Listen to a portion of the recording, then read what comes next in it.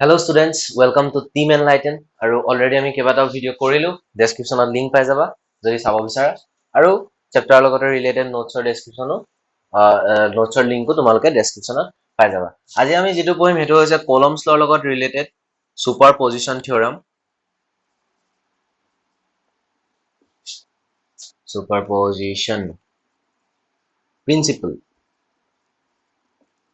Okay, তো সুপাৰপজিশ্যন প্ৰিন্সিপলে আমাক কি কয়? ঠিক আছে, আমি কলমছ লত কি কৰিলো, দুটা চাৰ্জৰ মাজত Q1 Q2 অকল দুটা চাৰ্জৰ মাজত আমি ফোৰ্সটো আমি অলৰেডি কৰিছিলো। তাৰ যেটো ভেক্টৰ ফৰ্মটো আছিল হেতু আমি লাষ্ট ক্লাছত লিখিছিলো এনেকে 1/4πε0 Q1 Q2 ডিভাইডেড বাই r কিউব আৰু ইয়াত r ভেক্টৰ। এটা আমি কৰিছিলো, বাট ইউজুৱেলি হেনেকুৱা নহয়। আমি যেতিয়া সিস্টেম এটা কথা পঢ়িবলৈ যাম, ধৰি লও এটো এটা সিস্টেম হয়, সিস্টেমত কিছুমান এলিমেন্ট আছে, ধৰি লওক Q1 Q2 Q3 Q4 Q5, তো ভালেমান চাৰ্জ আছে, এটা দুটা চাৰ্জ নাই। এটা তুমি ইহঁতৰ মাজত ধৰি ললো মই এই Q3 যেটো চাৰ্জ আছে তাত কিমান ফোৰ্স লাগিছে, এই চাৰ্জটোত কিমান ফোৰ্স লাগিছে তোমাক যদি মই সুধো তেন্তে তুমি কেনেকৈ উলিয়াবা? ঠিক আছে, তো ইয়াত কিমান ফোৰ্স লাগিছে হেতু উলিয়াবৰ কাৰণে আমি বেলেগ একো কৰিব নালাগে। আমি কি কৰিব লাগিব, ফোৰ্সেস বিটুইন Q2 আৰু Q3 উলিয়াব লাগিব, ফোৰ্সেস বিটুইন Q2 and Q3 উলিয়াব লাগিব। তাৰ পিছত ফোৰ্সেস বিটুইন উলিয়াব লাগিব Q3 Q4, তাৰ পিছত উলিয়াব লাগিব ফোৰ্স বিটুইন 3 আৰু 5, তাৰ পিছত আমি উলিয়াব লাগিব ফোৰ্স বিটুইন 1 আৰু 3। তো যেতিয়াই মই এই কেইটা উলিয়াম তাৰ পিছত মই কি কৰিব লাগিব, এই গিটাৰ মই ভেক্টৰ সামটো ল'ব লাগিব, কাৰণ force is a vector quantity. ইয়াৰ ডাইৰেকশনটো ধৰি লোৱা ইহঁতৰ মাজৰ ডাইৰেকশনটো ইয়াৰ আৰু ফোৰ্সৰ, ইয়াৰ ডাইৰেকশনটো হ'ল এইফালে, আৰু Q1 আৰু Q2 মাজৰ ফোৰ্সৰ ডাইৰেকশন হ'ল এইফালে। তো এতিয়া যদি মই ভেক্টৰ দি উলিয়াও, তো এই দুটা ভেক্টৰ দিলে এড কৰিব লাগিব, ৰাইট? তো মাইনাস কৰিলে আমি কিবা এটা ৰিজাল্টেন্ট ফোৰ্স পাম। ঠিক আছে, এতিয়া তো সুপাৰপজিশন প্ৰিন্সিপলে আমাক হেতু কথাই কয় যে superposition principle tell us that the force on a charge in a system is the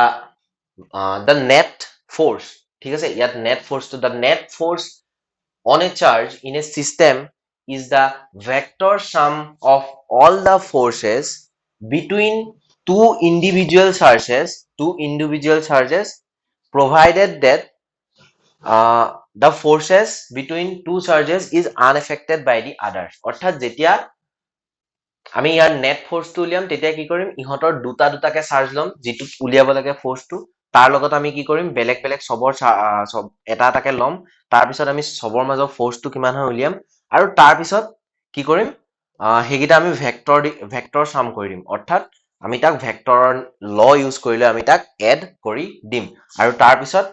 এই যেতিয়া দুটা Q1 আৰু Q3 যেতিয়া ইহঁতৰ মাজৰ ফোৰ্সটো আমি ক্যালকুলেট কৰিম, তেতিয়া এই বাকি চাৰ্জ গিটাৰ কোনো ভূমিকা নাথাকিব। ঠিক আছে, তো হেতু কথাই কৈছে যে দুটা চাৰ্জৰ মাজৰ যেটো ফোৰ্স কলমছ লৰ মতে দিয়া হেতু বাকি বেলেগ চাৰ্জৰ উপস্থিতিয়ে কি নকৰে, চেঞ্জ কৰি নিদিয়ে। ঠিক আছে, এতিয়া এটুকে আমি কি কৰিম, কোঅৰ্ডিনেটছত আমি চাম। কোঅৰ্ডিনেটছত আমি চাৰ্জ দুটা থৈ লৈ তাৰ পিছত আমি তাত ভেক্টৰ দি লৈ কেনেকুৱা নহব এক্সপ্ৰেশনটো চাম। ইয়াত মই কি কৰিছো, এনেকুৱা Q R এইবিলাক ভেৰিয়েবল দি লৈ মই বুজাই আছো। তোমালোকে কি কৰিবা, যেতিয়া নিউমেৰিকেল কৰিবা তেতিয়া জাস্ট ভ্যালুটো বহাই দিলে হৈ যায়, বাকিটো কনসেপ্টটো একেটাই লাগিব। গতিকে থিওৰি পঢ়িলে আমাৰ সেই পাৰ্টটো মান ক্লিয়াৰ হৈ গৈ থাকে। Okay, let us draw more bigger. হা, তো এটো এটা মোৰ সিস্টেম, কোঅৰ্ডিনেট সিস্টেম লৈ লৈছো, এডাল x এক্সিস এডাল y এক্সিস। এতিয়া মই কি কৰিম, মই দুটা চাৰ্জ ললো Q1 Q2 আৰু এটা চাৰ্জ ললো মই ইয়াত Q0। ঠিক আছে, এটো মোৰ এটা সিস্টেম অফ চাৰ্জ, Q1 ললো, Q0 Q0 Q2 লৈছো। তো ইহঁতৰ পজিশন ভেক্টৰ কিটা মই আঁকিম।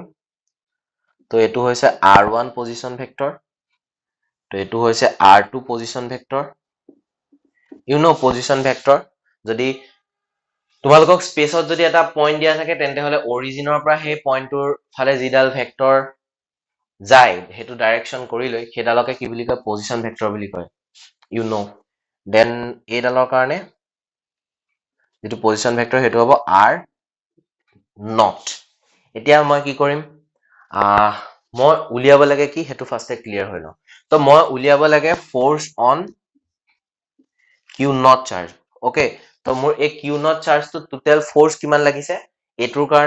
কাৰণে সেইটো আমি উলিয়াব লাগে এতিয়া force on charge Q naught due to charge 1 এইটো দুইটা যদি পজিটিভ হয় বুলি ধৰি লওঁ তেতিয়াহ'লে ইয়াৰ কাৰণে চাৰ্জটো কোনটো হ'ব এই দুটা কানেক্ট কৰি থোৱা লাইনডালৰ এলঙত এইটো ডাইৰেকশ্যনত হ'ব ফ'ৰ্চটো ৰাইট ৰিপালচন হ'ব গতিকে এইটো ফ'ৰ্চ অন কোনটো চাৰ্জ ফ'ৰ্চ কোনটো চাৰ্জত লাগিছে সেইটো আগত লিখে force on Q naught due to Q 1 এইটো ডাইৰেকশ্যন এইফালে হ'ব হয়নে আকৌ নেক্সট ফ'ৰ্চ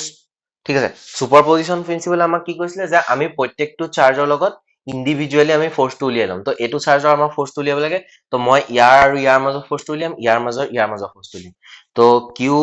2 আৰু কিউ নটৰ মাজৰ যিটো ফ'ৰ্চ সেইটো কিমান হ'ব এই লাইনডালৰ এলঙত হ'ব কোনটো ডাইৰেকশ্যনত হ'ব এইটো ডাইৰেকশ্যনত হ'ব তো এফ কোনটো চাৰ্জত লাগিছে কিউ নটত লাগিছে সেইটো আগত হ'ব তাৰপিছত কোনটো চাৰ্জৰ কাৰণে লাগিছে কিউ 2ৰ কাৰণে লাগিছে ঠিক আছে তো এই দুটা মই ফ'ৰ্চৰ ডাইৰেকশ্যন আঁকি ললো এতিয়া মোৰ এই ভেক্টৰটো চোৱা এই যিটো ডিসপ্লেসমেন্ট ভেক্টৰ ঠিক আছে পজিশন ভেক্টৰ দুটাক যেতিয়া আমি ইটোৰ পৰা এইটো সাবট্ৰেক্ট কৰি দিওঁ বা প্লাস কৰি দিওঁ তেতিয়া যিটো ভেক্টৰ পাওঁ সেইটো কি বুলি কয় ডিসপ্লেসমেন্ট ভেক্টৰ এই ডিসপ্লেসমেন্ট ভেক্টৰটো কোনটো ডাইৰেকশ্যনত ল'ম মই এইটো ডাইৰেকশ্যনত ল'ম কাৰণ মোৰ ফ'ৰ্চৰ ডাইৰেকশ্যন এইটোত আছে তো এইটো ডাইৰেকশ্যনত লৈ লোৱাৰ লগে লগে তো এইটো মোৰ কি হৈ যাব মই ট্ৰায়াঙ্গুলাৰ ল ইউজ কৰিম আকৌ ঠিক আছে তো এইটো যদি মোৰ আৰ কি বুলি লওঁ এইটো লওঁ এইটো আৰ ভেক্টৰ 0 নট ইয়াৰ লগত সাফিক্সটো একে মিলাই লৈ ল'ম ঠিক আছে তো এইটো মোৰ ট্ৰায়াঙ্গুলাৰ ল ইউজ কৰিম তো কি হৈ যাব এইটো প্লাছ এইটো আৰ নট প্লাছ সৰি আৰ2 plus R naught 2 equal to R naught তো এইটোৰ পৰা মই কি পাই আছো আৰ ইয়াৰ ভ্যালুটো পাই আছো এইটো কিমান হৈ আছে আৰ নট মাইনাছ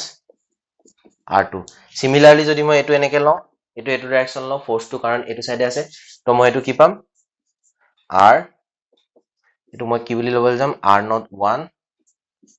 তো R0 1 পাম মই R0 minus R1 এতিয়া চোৱা এই দুটা ফ'ৰ্চ আছে ইয়াৰ মাজত কিবা এংগল আছে এতিয়া আমি কি হ'ব ভেক্টৰেদি যদি আমি যদি চোৱা এইটো এনেকে আছে তো মই এইটো যদি পেৰেলেলোগ্ৰামটো যদি কমপ্লিট কৰি দিওঁ তেন্তে হলে ইয়াৰ ডায়াগোনালডালে মোক কি দিব মোক ৰিজাল্টেন্ট ফ'ৰ্চটো দিব অৰ্থাৎ নেট ফ'ৰ্চটো দিব কাৰেক্ট তো এইটো আমি ফাইনেলি কিবা এটা উলিয়াই লৈ যেতিয়া নিউমেৰিকেল কৰিম তেতিয়া আমাক ভ্যালুজ দিয়া থাকিব সেইবিলাক কৰিলে আমি উলিয়াম এতিয়া আমি পিকচাৰত জাস্ট কি কৰিছো পেৰেলেলোগ্ৰামটো কমপ্লিট কৰি লৈ আমি নেট ফ'ৰ্চটো উলিয়াইছো তো এতিয়া যদি মই নেট ফ'ৰ্চটো লিখা আগতে প্ৰথমতে ইয়াৰ এক্সপ্ৰেছন কিটা লিখি লওঁ force on Q force on charge Q naught due to Q1 equal to কিমান হ'ব 1 by 4 pi epsilon naught আৰু চাৰ্জ দুটা আমাৰ কি আছিলে Q naught Q1 আৰু তাৰপিছত আমাৰ তলত কি হ'ব ইয়াত ইয়াৰ ম্যাগনিটিউডটো হ'ব নহয় এইটো ইয়াৰ লগত কি আছে 0 1 ইয়াৰ ম্যাগনিটিউডটো হ'ব 0 1 স্কয়াৰ নহয় কিউব লিখো ঠিক আছে কিউব লিখো আৰু আমি ইয়াৰ ভেক্টৰ ডাইৰেকশ্যনটো কোনটো ডাইৰেকশ্যন আছিলে এইটো ডাইৰেকশ্যন গতিকে এইটো আমি ভেক্টৰ ফৰ্মত লিখো ঠিক আছে হেনেকে আমাৰ কি হ'ব force on charge Q naught due to charge Q 1 by 4 pi epsilon naught ইয়াত আমাৰ চাৰ্জটো কি আছিলে Q naught আৰু কি আছিলে Q2 এতিয়া ইয়াৰ কাৰণে ডিসটেন্সটো কিমান হ'ব ডিসটেন্সটো হ'ব এই যিটো ভেক্টৰ এই ভেক্টৰ ডিসপ্লেসমেন্ট ভেক্টৰটো ম্যাগনিটিউডটো তো এইটো কি হ'ব 0 2 দেখি যাব কিউব কৰি দিও আৰু ইয়াৰ ডাইৰেকশ্যনটো হ'ব 0 2 তো এইটো কোনটো ডাইৰেকশ্যনত আছে ফ'ৰ্চটো F02 এইটো আছে ওপৰফালে ডাইৰেকশ্যনত এই ভেক্টৰটো কোনটো ডাইৰেকশ্যনত আছে ওপৰফালে আছে তো হেতু কাৰণে এনেকে লিখিলো এটা F net কিমান হ'ব নেট ফ'ৰ্চ কিমান হ'ব তো নেট ফ'ৰ্চৰ কাৰণে এই দুটা প্লাস কৰি দিম ভেক্টৰ দিলে প্লাস কৰিছো ৰাইট তো আমি জাস্ট অকমান সিম্পলিফাই ফৰ্মত লিখি দিম তো এই দুটাত কমন কি আছে চোৱাচোন ইয়াত কমন কি আছে 1/4 পাই এপচিলন নট আৰু কিউ নট তো মই এইটোক বাহিৰলৈ উলিয়াই আনিলো কিউ নট 1/4 পাই এপচিলন নট তো ভিতৰত কি থাকি গ'ল Q1 তাৰপিছত তলত কি থাকি যাব R ভেক্টৰ 0 1 কিউব আৰু লগত কি থাকিব তো R01 দেন এটো মই লিখি দিছো plus Q2 R02 R vector 02 ৰ ম্যাগনিটিউড হোল কিউব তো এটো হৈ গল ইয়াত দুটা চাৰ্জৰ কাৰণে এটা চাৰ্জৰ ওপৰত নেট ফোৰ্সটো কি হৈ গল এটো হৈ গল তো এটো সিম্পলিফাইড মই কমন লৈ লিখি দিলো এটা যদি মোৰ ওচৰত যদি অকল দুটা চাৰ্জ নাথাকে ইয়াত আমি কেটা চাৰ্জৰ কাৰণে লিখলো দুটা চাৰ্জৰ কাৰণে ধৰি ললো মোৰ ওচৰত n টা চাৰ্জ আছে ঠিক আছে মোৰ ওচৰত এটা সিস্টেম আছে সিস্টেমটোত মোৰ n+1 টা চাৰ্জ আছে ঠিক আছে এটা চাৰ্জ হৈছে হে কিউ নট চাৰ্জটো আৰু বাকিখিনি হৈছে ইখিনি চাৰ্জ ঠিক আছে মোৰ এটা সিস্টেম আছে সিস্টেমটোৰ ভিতৰত মোৰ n টা চাৰ্জ আছে n+1 টা আছে চাৰ্জ তাৰে n টা চাৰ্জ হৈছে n নাম্বাৰ অফ চাৰ্জ হৈছে কোনটো q1 q2 q3 এনেকৈ কৰি qn লৈকে n টা চাৰ্জ আছে আৰু q নট চাৰ্জটো আছে ঠিক আছে তো তেতিয়া মোৰ ফোৰ্সটো কি হ'ব তো মই এনেকৈ লিখিব পাৰিম q নট 1/4 পাই এপচিলন নট বাকি এখিনি কমন আহিব ৰাইট সৰি বাকি এখিনি জাস্ট মই লিখি গলে হৈ গল q1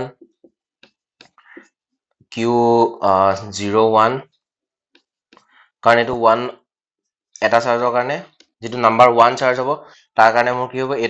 এটো আহিব ৰাইট ইয়াৰ পৰা এটো আহিব এনেকৈ মোৰ সেকেন্ড চাৰ্জটোৰ কাৰণে এটো আহিব q2 r02 divided by r02 এনেকৈ মোৰ 3 নম্বৰ চাৰ্জটোৰ কাৰণে এইকিটা কি হৈ যাব 3 হৈ যাব q3 r03 অৰ্থাৎ আমি যিমান চাৰ্জ থাকিব এনেকুৱা এটা কোৱান্টিটি কি হৈ যাব যোগ হৈ যাব আৰু ফাইনালি লাষ্টত গৈ কি হ'ব n নম্বৰ চাৰ্জটো qn r0n তাৰ পিছত r ভেক্টৰ 0n তো ইয়াৰ ম্যাগনিটিউড হ'ব তো হৈ যাব নেকি তো ইয়াক যদি মই আৰু অকমান সিম্পলিফাইড কৰিব বিচাৰো তেন্তে হলে এটো যদি আহে পৰীক্ষাৰ এক্সপ্ৰেছনটো ফাইনালি আমি ইয়াত কি কৰিব এতিয়া ইয়াত চাই মই সাম ওভাৰ চিনটো লগাম তো মোৰ ভেৰিয়েবলটো আছে n লৈকে চেঞ্জ হৈছে তো মোৰ কোৰ পৰা যাব I equal to 0 ৰ পৰা I equal to কিহৰ পৰা আছে 1 ৰ পৰা I equal to সোৱা ইয়াত 1 ৰ পৰা আছে 1 2 এনেকৈ কৰি চেঞ্জ হৈ গৈছে I equal to 1 ৰ পৰা কলৈকে যাব n লৈকে যাব তাৰ পিছত এটো মই qi বুলি লিখিম কাৰণ মোৰ ভেৰিয়েবল কোনটো 1 2 3 এনেকৈ n লৈকে চেঞ্জ হৈছে I টো কি হ'ব 1 ৰ পৰা n লৈকে চেঞ্জ হ'ব এনেকৈ কি হ'ব r ভেক্টৰ 0i তো ইয়াত 1 2 3 এনেকৈ n লৈকে চেঞ্জ হৈছে এটো কাৰণে মই I লিখিছো তাৰ পিছত ইয়াত কি হ'ব চেম হ'ব 0i আৰু এটো কি হৈ যাব কিউব তো এটোই হ'ব মোৰ যদি n টা চাৰ্জ থাকে অৰ্থাৎ আমি চাৰ্জ বিলাকক কি কৰিব লাগিব ভেক্টৰ সামত কি কৰিব লাগিব ভেক্টৰৰ থিওৰাম ইউজ কৰিলে আমি কি কৰিব লাগিব এড কৰি যাব লাগিব যাতে আমি নেট ফোৰ্সটো পাওঁ তো এটো আমাৰ নিউমেৰিকেলত বহুত দৰকাৰ হ'ব তো আজি সুপাৰপজিশন প্ৰিন্সিপলটো ইয়াতে খতম হৈছে থ্যাংক ইউ